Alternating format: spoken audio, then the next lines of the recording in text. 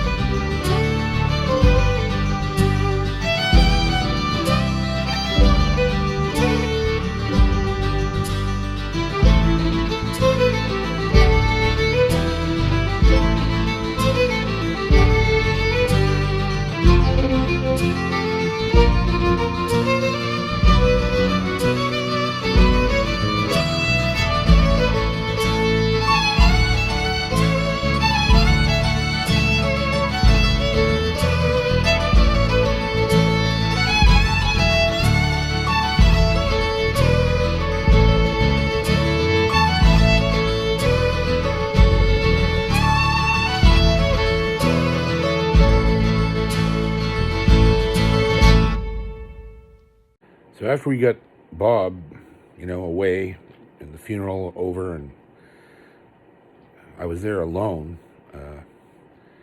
Joey Sullivan and his family, Dave and Linda and his sister and that branch of the Sullivans, they took me in as family.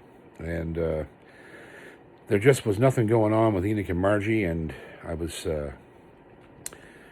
still hanging around Paul Meharry and his family, hoping that there'd be some music played there, which there was occasionally, but it was mostly done just in the house. There was really no work to be done there. And there was one moment, there was a day on the porch. I was sitting on the porch, and I had my Walkman. I carried a Walkman everywhere I went, and I had an Adidas bag just filled with cassettes. I collected music voraciously, and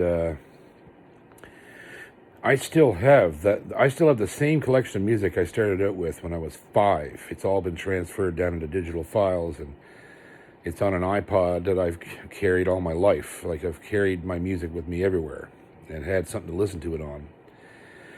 And I was sitting on the porch in the porch swing one day, listening to my Walkman, and Paul's daughter came out, whom I was dating at the time, or trying to. And she said, "What are you listening to?" And I said, "I'm listening to Roy Orbison." And she said, "No, you're not." I said, "What do you mean?" And she's like, Roy Orbison's in hell."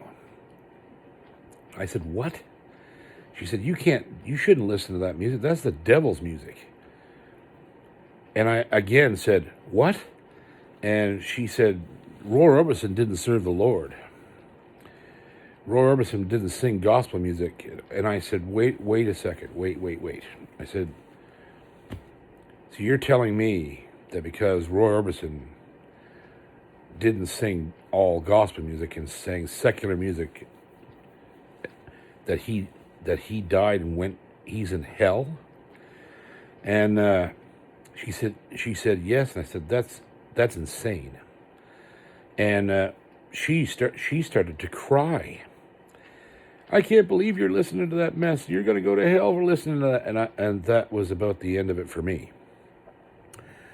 And at the time, well, her brothers came out on the porch because there was an event occurring out there. She was in tears, and what's going on? I was like, "She thinks Roy Orbison's in hell."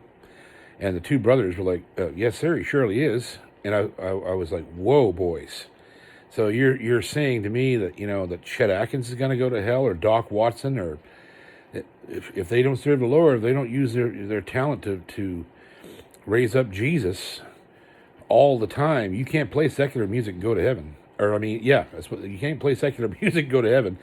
And I just, like, I knew that these people were fanatics. There was no question that they were a little off, and as all of them were. All people that were down there that were that kind of religious were frightening. And there was better classes of religious people down there who weren't like that. They were they tried to be Christian, and they lived their lives, and they didn't put people down, and they didn't expect to convert everybody that they saw, and all this stuff. Those were, Joey and Linda and Dave and Alice. Alice was a great churchgoer, but she didn't condemn anybody because of that. She would say things to you, but it was in good nature. She didn't tell me, she used to get after me for smoking cigarettes. Joey's mother, Alice would be like,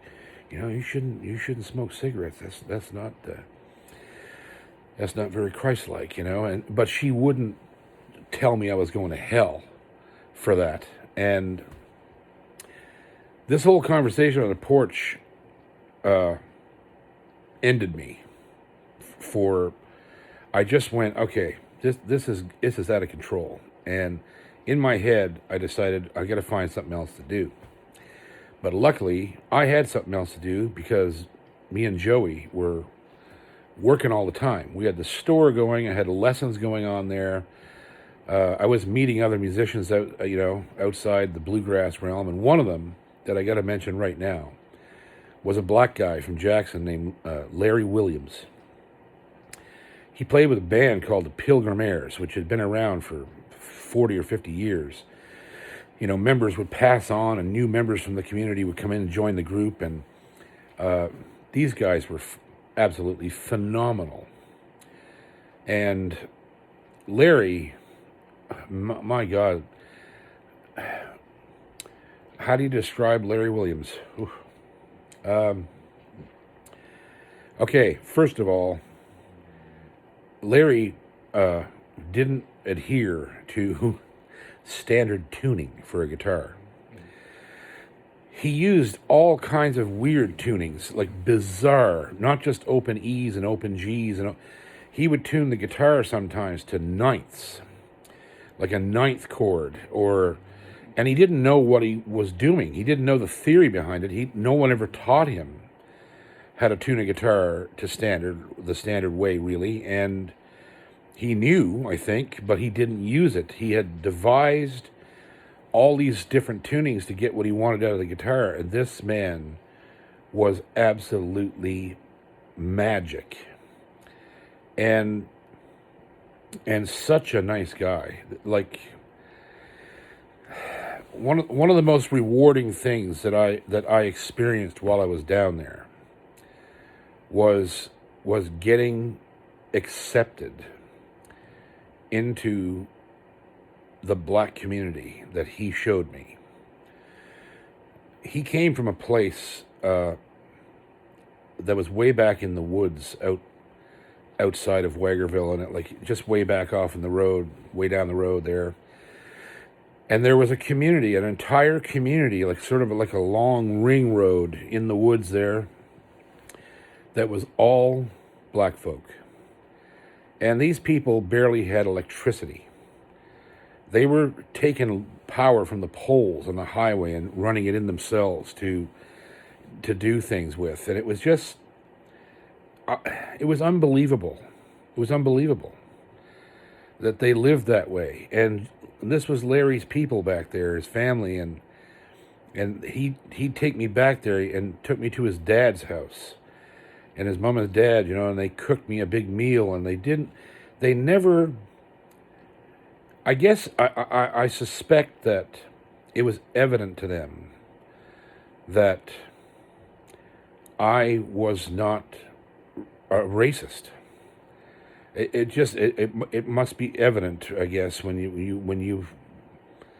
they meet a white man in that circumstance, when everybody seems to be a little bit racist around there. Not everybody, but I mean, it definitely exists. It's in the Deep South, right? That's where it all started. They just knew somehow, and I didn't care one way or the other. I loved who they were, and I was like, this is, no wonder such great music comes out of this, because it's strife, it's emotion. These people are not living well. They're happy, but they're not living like everybody else lives, and it doesn't seem to bother them. and they celebrate everything, right? And I just, it moved me. It moved me in ways that I don't think even Larry realized. And I remember the first time they took me down in there to play music. We were going to rehearse with the Pilgrim Airs. I was gonna play electric guitar in this band. I had this yellow electric guitar that they all loved, and Larry just loved my playing. He couldn't get over it. He was always telling me, "Hey, John Paul, play some lines, man, play some lines." And what he meant was he wanted me to like shred some lick, right, that was in the middle of whatever. Hey, watch them lines, man. He'd be telling his buddies like, "Man, look, check out White Boy, man." Check it. And he'd be just, and we would just be laughing our asses off all the time, right? He'd be picking on me, and I'd be picking on him, and he was such a great guy, like such a great guy. And I'll never forget the day he took me back to his parents' house, and his father said, "You come get in the truck with me." I said, "Yes, sir." And we got in the truck, and he drove me all around the community, and he said, "I'm going to make sure none of these boys mess with you." I said, "Yes, sir, no problem." And he took me all around the loop and introduced me to all these people. He said, "This young man's from Canada. He's playing music with my son, you know." And everybody was like, well, some of them were like, "Really?" Like they just couldn't get that in the head. They were like, "Whoa, what? Yeah, he's from Canada. He's a great guitar player, man." And so he took me all around this place and introduced me to all these people, and took me back to the house, and they ran all these extension cords out to this abandoned house beside their place. And it was literally, you walked in this place and the floor was just littered in plaster and broken glass, and windows were broken out of the place, and they ran all these extension cords out there, and we hooked up the amps and the drum kit. The young kid, 13 years old, playing the drums like Buddy Rich, and like it was unbelievable. And there was an old man who was one of the original Pilgrim Airs, and he was like the MC and the morale section. Like he would MC the show and introduce all the people, and it was amazing. It was just the most amazing thing I'd ever experienced to that point, showing me what music was capable of doing between human beings. And it opened my eyes. It opened my eyes, to the uselessness of prejudice and racism and all these things, and skin color at all, of any kind. And I'm sure that Larry, if he's watching this, and he probably will, I hope he does, as I love him, I don't think he even knows what that did for me, and how much I've thought about that all my life, how I was treated by that community. And it never left me. It never left me. So that was something that was going on for sure at that time. I was reaching out everywhere I could to play music, to learn, to everything I possibly could. There was a profound lesson in that. Besides all I've said, when I look at what's going on now in the world, it's comes down to one thing. In my case, it was music that created the bridge between myself and a community of people that were different than me. And what the bridge did was made them not different than me. That was the key. They're not different at all. And the bridge, you don't need music. It could be anything, but the bridge that's available to all of us, the commonality is the fact that we're all of the same species. That's what it comes down to. We're all humans. We're all in the same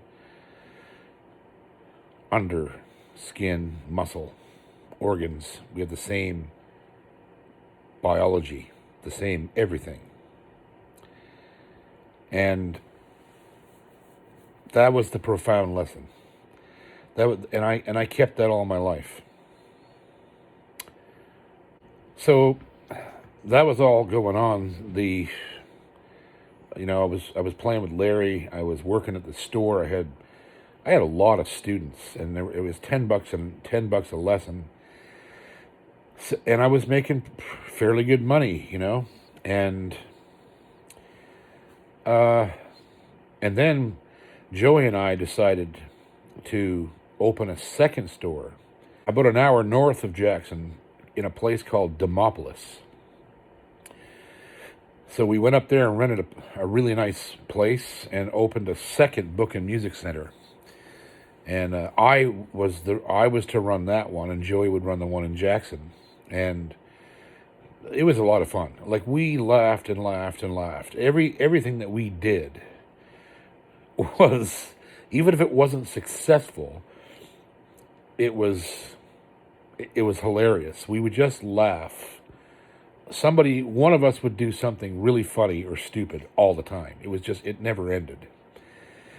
Like, I remember here's an example. Joey loved horses, and I loved horses. I rode horses down there with Joey. Enoch had a horse for me, and I used to saddle him up. Old Sonny, his name was. He was an American saddle horse, and he was old. He's 12 years old, and 12 or 13 years old. He was a great horse, and we used to ride together, me and Joey, and all right, saddle him up and go ride down to Homer Lee Sullivan's place, but that's another story.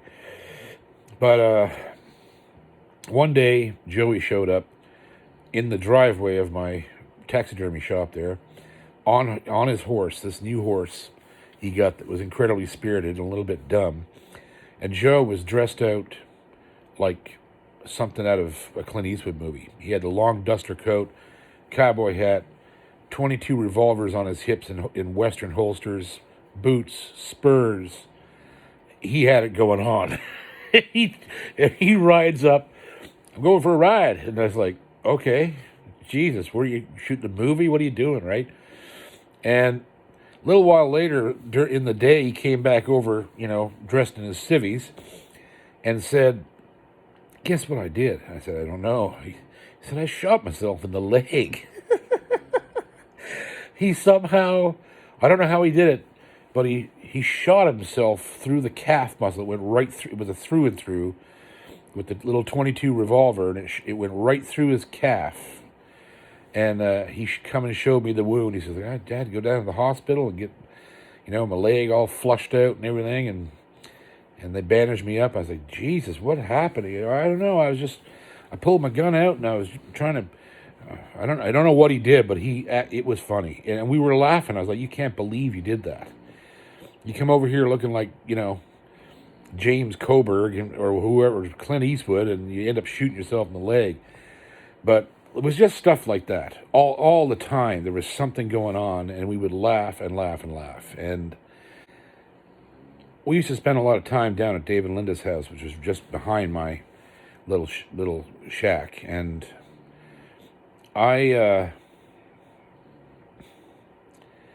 we used to get down there and sit on the driveway, just on the concrete, in a circle, just sit on the ground with the dogs and the animals around and tell stories and talk. And one night Joey looked at me and said, man, why don't you go to Nashville?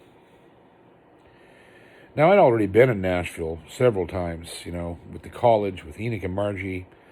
I knew people up there. I was meeting people all the time.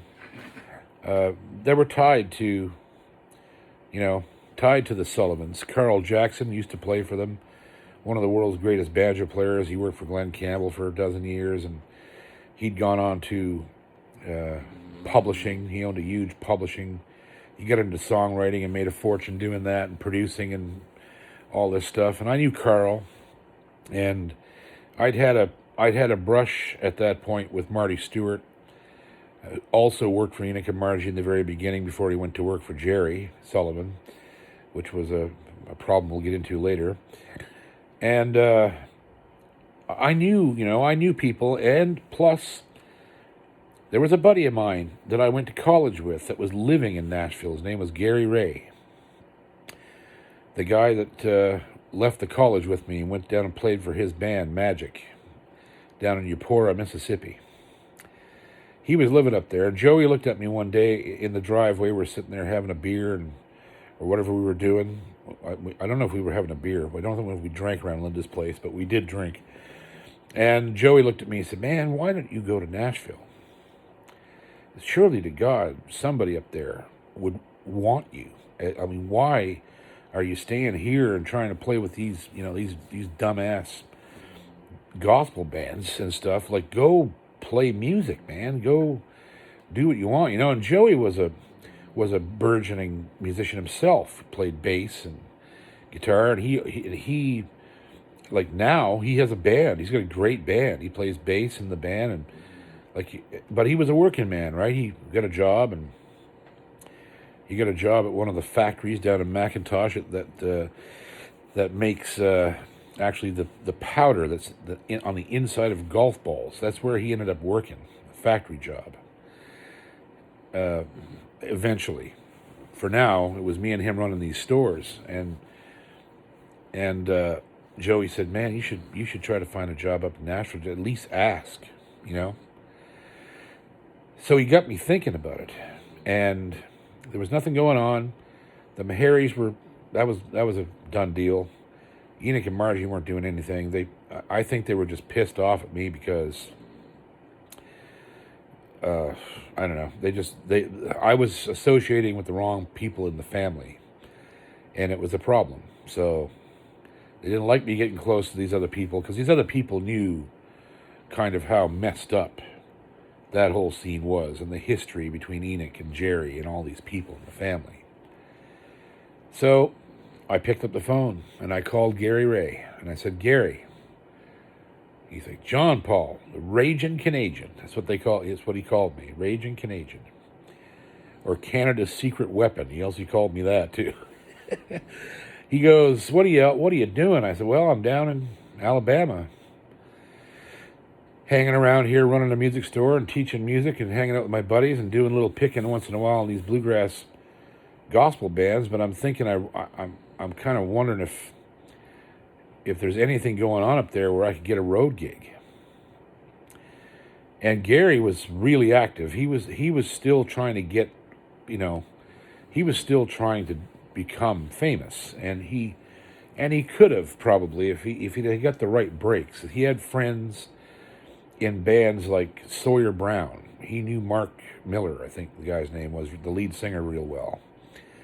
Magic had opened for them somewhere along the way, and so he knew them, and he was close friends with George Jones's wife. He used to go over to that office once a week and talk to, I think her name was Loretta, I think. I can't remember.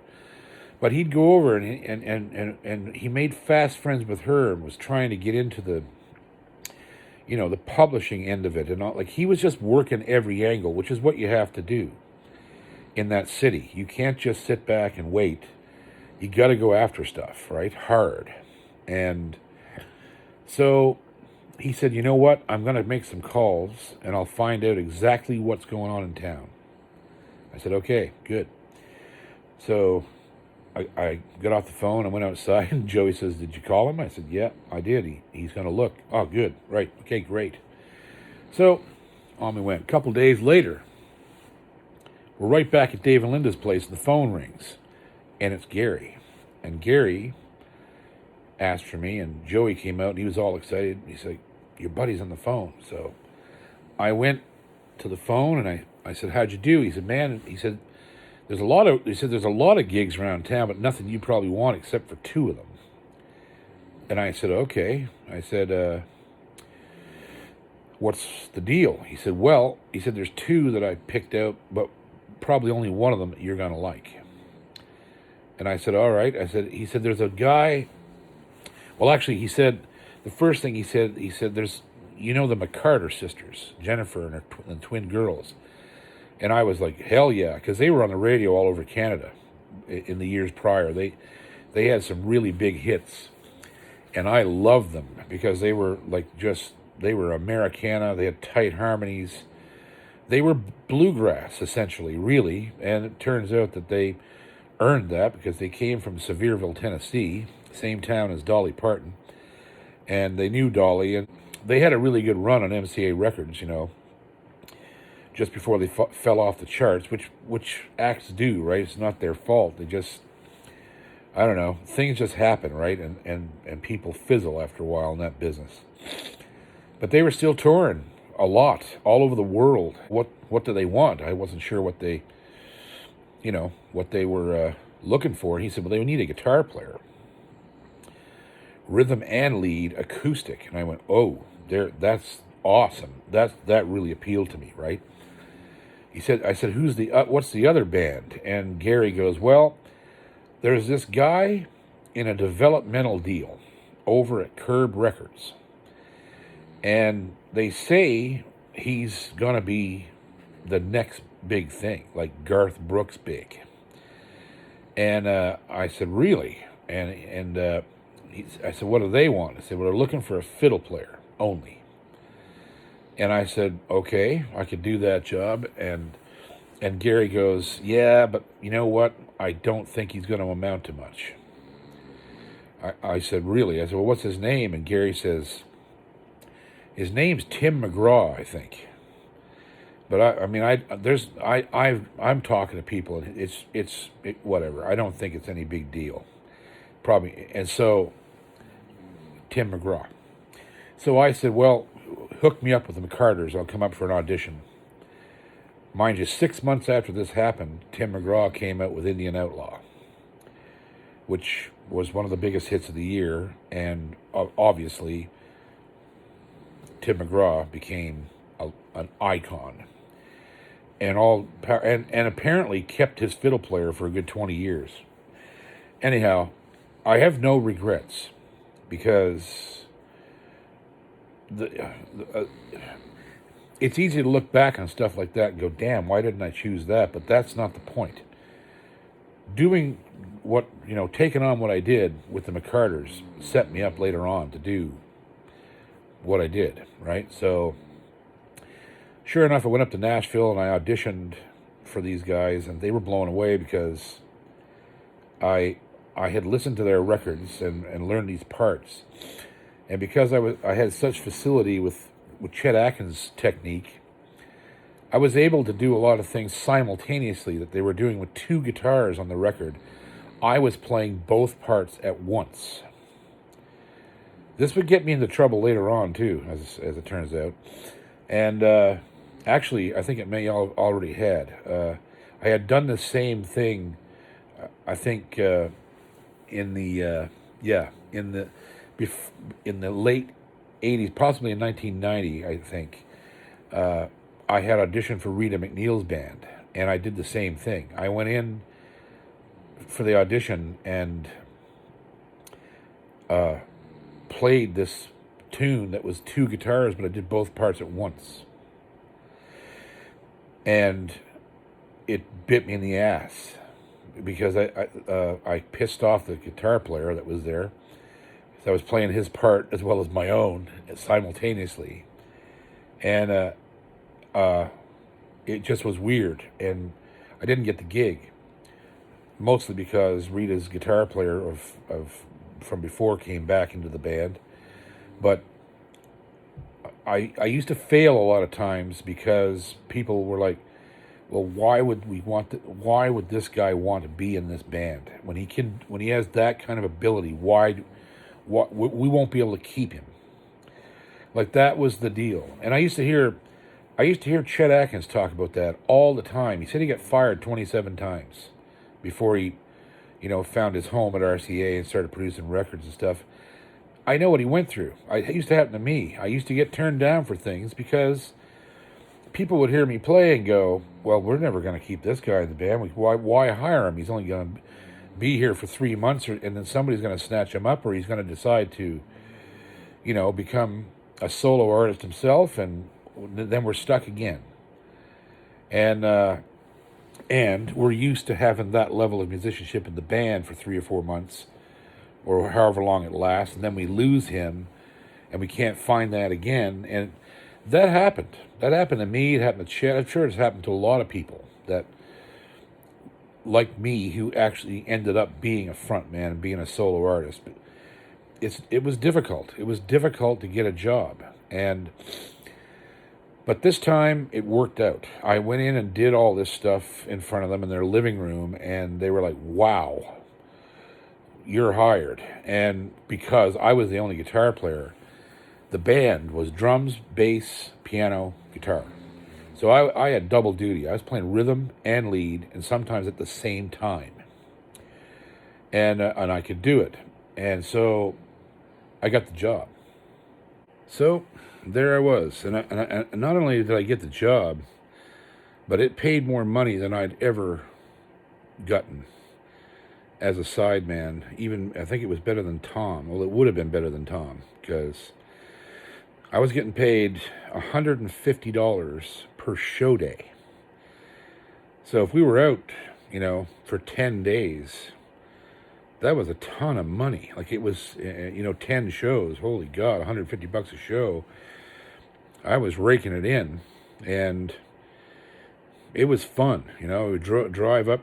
My little Honda was starting to fall apart, but I was getting it fixed the best I could, and drive 6 hours up to Nashville and meet them in this parking lot where they stored their motorhome. And we get in that motorhome and drive all over America and play shows. And we did some cool shows, man. We did all kinds of things. We did the Minnesota State Fair, where we did this. We were on the main stage with us, Hal Ketchum, and Whispering Bill Anderson, and we rotated all day long, 40-minute sets all day, and got to hang out with Bill Anderson and Hal Ketchum and those bands. And there was a funny moment where I started. I got along really well with Hal. Hal's a beautiful man, and his guitar player. How I ended up on Hal's bus during this process was somebody said, Hal's guitar player said to Kevin, our drummer, who was Jennifer's husband. We came off the stage, and Hal's guitar player looked at Kevin and said, "Where's your other guitar player?" And I was standing right over there, and Kevin said, "What other guitar player? You mean the guy that was here, used to be in the band?" He said, No, the second guitar player. And Kevin goes, "There's only one guitar player." This guy hadn't seen us, so he was backstage and only heard us. He thought I was two guys. And so that's how that started. This guy came over to me and said, "Man, you're one hell of a guitar picker, man." I was like, well, it's a small group, so I got to do a lot of stuff, right? And he's like, "Come on back to the bus. We're going to go have some coffee with Hal and, whatever." I ended up in the bus with Hal Ketchum and this guitar player, and we had a beautiful couple of days. We hung out in the bus and talked about songwriting, and Hal's guitar player was taking me aside and telling me, all these great stories about Hal. And Hal's a tremendous songwriter and performer. What an amazing voice and everything. The guy's just a genius. And of course, Bill Anderson, who's one of the most successful songwriters in Nashville history, right to this day. This man was really nice. This guy was just, couldn't be any nicer. Big, tall, Nashville guy. And it was a magic weekend. And that was just one gig. Like, we did so many, there was a lot of shows we did. And then it came time to go to Europe. A major tour. Starting on, I don't remember where we started, but we ended up going through Lugano, Switzerland, and we played in Germany, and we played in Holland and Belgium, and It was an immense trip. My first time ever overseas. Terrified of flying, of course.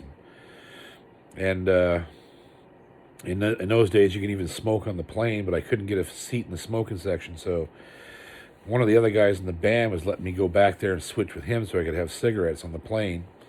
And anyhow, we made it. We went through, but there's a bit of a catch. And this is just how strange all this entire story is, right?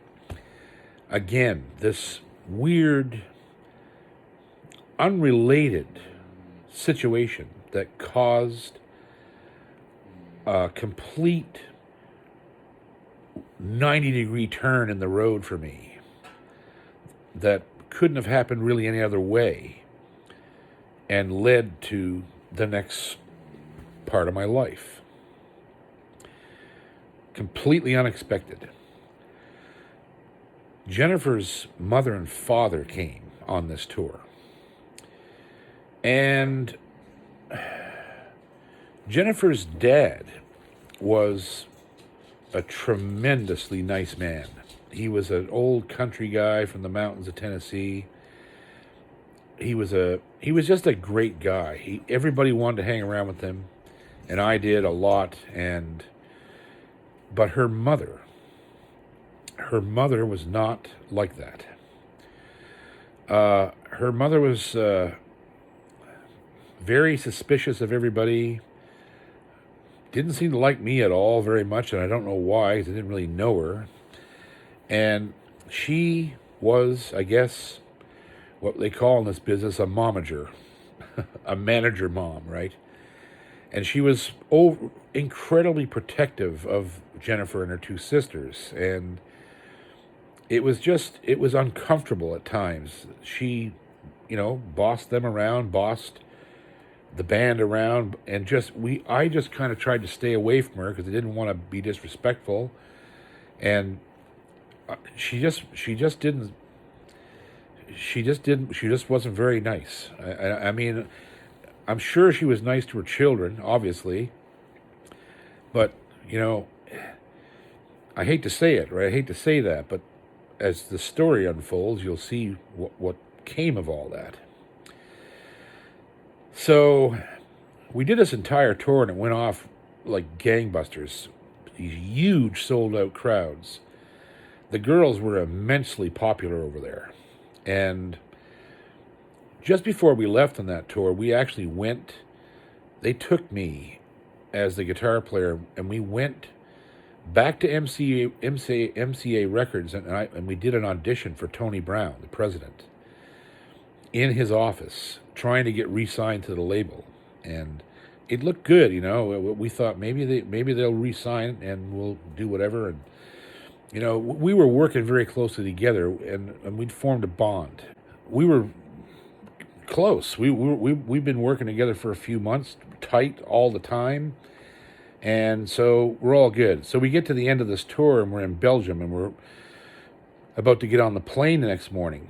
And I went up to their dad's room and was talking to him, and we were laughing and doing whatever. And I had run out of the local currency. I had money, but it was the wrong currency, and I wanted to get some cigarettes out of the machine in the lobby of the hotel. So I went up to their dad, and I said, Have you got any coins left of this currency? I want to get a pack of cigarettes. And he said, sure, right here. And I offered him, I said, let me just give you the American money for it. And he said, don't worry. I said, I can't spend this when I get back to Tennessee. And I said, well, you could maybe exchange it. And he said, well, they won't take coins. And okay, whatever. So I offered him the money for these coins. It was like $4. And he gave me the money, and I went downstairs, and I bought the cigarettes out of the machine. All's fine. Get on the plane, go home, and that was a bit scary because I wasn't sure if I was going to get back into the U.S. because I had no papers still. I was still trying to find a way to get that done, but had no papers. But they let me in, again, like they shouldn't let me in. I should have been caught right there and deported, but they didn't do it. I had a Canadian passport, and I had an American driver's license and social security number and all that stuff, but anybody can get that. So they let me in. Everything was great. Went home to Jackson, and that weekend, 2 or 3 days later, we were going to be playing the Opry. First time ever that I was going to play the Opry with these guys, and I was pretty damn excited. I was like, "Wow, this is cool, man! Finally going to get on the Opry." And I've been around the Opry before, but this is going to be with a known band, right? Like that was well respected in Nashville. And I'm at the store one morning, working. Me and Joey are telling stories and laughing, and he asked, telling him all about, because I never left Joey. Like I was driving up back and forth working this gig, but I wouldn't desert Joey for nothing. Like we just kept everything running while I was gone, right? So we're sitting there telling some stories and laughing and having a cup of coffee and smoke, and the phone rings at the store, and it's Kevin, who was the band leader, the drummer, Jennifer's husband. And I said, "Hey, buddy, what's going on?" It's going to be exciting for this weekend. Kevin said, "Well," he said, "about that," he said, "I'm afraid I have to let you go." And I was like, I said, "What?" He said, "I'm sorry." He said, "But we can't have you borrowing money from Jennifer's dad." And I said, "What?" I said, "I didn't borrow any money from Jennifer's dad." And Kevin said, "Well, that's what her mother says, that you took money from her dad over in Belgium, and she's demanded that you be fired because we can't have you borrowing money from her parents." And I said, "Kevin, I didn't borrow anything. I offered her dad $4 American for enough coins to get cigarettes out of the machine. That's all I did." But there was no talking to him. Kevin was just like, "I'm sorry, my hands are tied. I got to let you go." Their mother has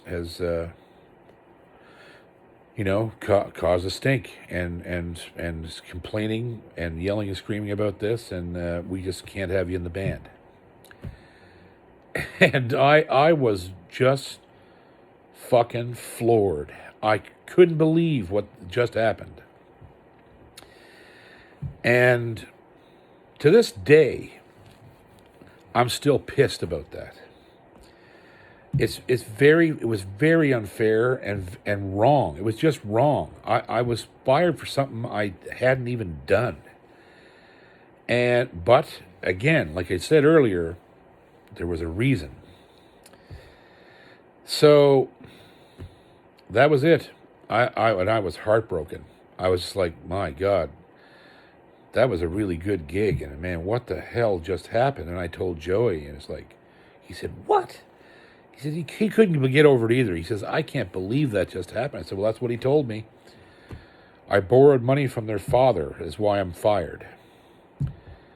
And it was surreal. So this culminated and will culminate this chapter in an event that was at once funny and sad and hurtful and very angering, but something that people talked about down there in that community for quite a while. And it was Enoch and Margie's homecoming festival in the park where we used to live, the Bluegrass Park. And Enoch asked me to play with them.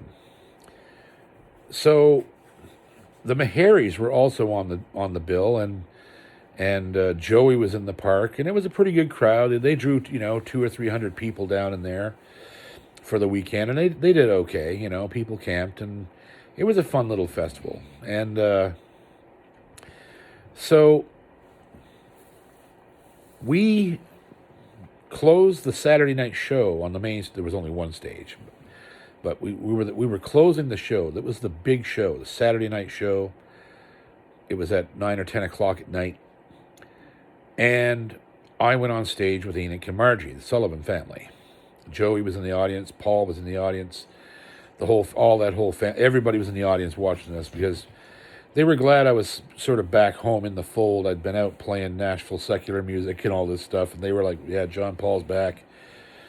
And I decided, yeah, I'm going to pour it on here. I'm going to do the best job I can possibly do. And so I started out on the mandolin. We did one number, and Enoch come over while Margie was saying something, or I don't know what was going on. After the song, he sidles over and says, "Put that mandolin down. Get the guitar." Like there was something wrong with what I was doing. So I laid the mandolin down, picked up the guitar, and we played another song. And after that, he came over and he said, get rid of that guitar, man. Play the banjo, get the banjo, play some banjo with Emmett. And I was like, what's going on? And so I did that, another song. And I was playing great, nothing wrong with me. I was doing fine. And after that, he looks at Joy, says, give him the bass. And I was like, what? And he put me on the bass. And he threw Joy off the stage and put me on the bass. And so then, after another song, he called Joy back out and said, give the bass to Joy and just wait backstage. And he kicked me off the fucking stage. After he'd run me through all these instruments, and he had a bad look on his face. He was pissed off about something. And that was the end. It was extremely humiliating. He wasn't like he was going, watch how many things this guy can do, because he wasn't saying anything to the audience. He was coming back to me between every song and giving me sort of silently giving me shit and changing my instrument, putting me on every instrument. Like I couldn't fucking play what I was supposed to play, so he put me on something else. And it was incredibly embarrassing. And I could look out in the audience and see Paul Meharry and Joey and these guys, and they were just shaking their heads like, what? This is sick. Why is he doing this to John Paul, right? Like, and it ended it. That was the last time I ever played with them. And I'll never forget it. And it was talked about around the community for a long time. Like, we can't believe how badly Enoch treated that boy on that stage. That what was he thinking? And it ended it. That was the end for me. I left the park that night, and of course, Paul Meharry and Joey were like, don't you worry, boy. You can come pick for me. I won't put you on. I won't make you look like an asshole in front of an audience. And they would have, But again, Paul just didn't have the gigs and the finances to pay me with such a huge family on the road. He had 3 boys and a girl and a wife and himself to take care of and a bus to run. It wasn't going to happen. So I lost my job in Nashville. I was pretty well buried by Enoch Sullivan on stage, so that door closed. When I look back at this now, I realize that all of these things happened in very short periods of time. To me, at the time, when I look back, it's like these things happened over years, but they didn't. They happened over spans of 2 and 3 months. There was just they seemed to go on forever because there was so much adventure, and I was experiencing new things like on a daily basis. And now I look back and think, God, that was such a long time to do this and that, but it wasn't. These things happened in a space of months, sometimes weeks, that these transitions occurred. So what happened with all of that time from 1985 till January of 1993, I believe it would have been, or 92. I can't remember what the year was. Anyhow, I ended up with no job working. Well, I had a job, no picking job. And one day in the store, Joey looked at me and said, "Jerry Sullivan is looking for a player." And I said, "Yeah, he always is." He'd gone through all of the musicians, and Marty Stewart, who had just produced a Grammy-nominated record for them called "A Joyful Noise." It was made for the Country Music Heritage Foundation. It was run by Emmylou Harris. This album was out, and it was amazing. And but Marty couldn't play with them, couldn't, keep him going like that himself, because he had his own career to do. So they needed a musician that was at Marty's level, and they couldn't find one. There was good players around there, but nobody wanted to work for them because I didn't know. But I mean, it turns out that Jerry had the same, financial arrangement with players that Enoch did, which wasn't good. And so, but I thought, well, there's the only ones that I haven't tried. I've worked for Enoch and Margie. I've worked with Paul Meharry. Played with the Pilgrimaires, which we didn't really do much because they weren't busy. And but I never had a bad experience with those guys. But there just wasn't any work there. It wasn't the kind of work I needed to, keep myself going. But so I tried everything. I was thinking, well, these are the last guys. These are the last guys around here that I could go to work for and say that that I've worked for all these people. And so Joey said, you should call Jerry and see if he'll give you a shot. It wasn't too much before all of this that I had seen Tammy, his daughter, lead singer for the band, and his youngest daughter, Stephanie, and at the gas station, the A1 up at the end of the road by my house. And his youngest girl, she was a knockout, and I was single, and so I was like, well, maybe I could end up, I could hang around her a little bit. That's not so bad. And but these are the things that run through the a 22-year-old's mind, is get all the freedom in the world. And so sure enough, I decided one night to call Jerry, and I called him up and asked if he wanted to try me out, and he said, yes, come on down tomorrow and we'll do this and this and see what you got. And that began a process that will eat up many episodes of this Life in Music project, to say the least. But how it came to be is incredible and unlikely, and a combination of so many different people doing strange things that really just didn't seem to make any sense at the time, that seemed to be totally funneling me right towards Jerry Sullivan. That's when I look back at it, it's clear as day that's how it all went down. And it's fascinating to me now to look back and think there could have been other choices, but at the time I didn't see the point in taking them. Even now when I look back, I think I actually know that if I had taken them, it would have led to nothing, really. And hindsight's incredible, but also remembering all of these things is just as incredible. Kind of reliving some of this stuff is fascinating. And in Jerry Sullivan, the first thing I noticed about Jerry that when I met him was I didn't have to worry about him telling me that Roy Orbison was in hell. Jerry Sullivan didn't believe things like that, and it's probably one of the reasons why I took the job when he offered it to me.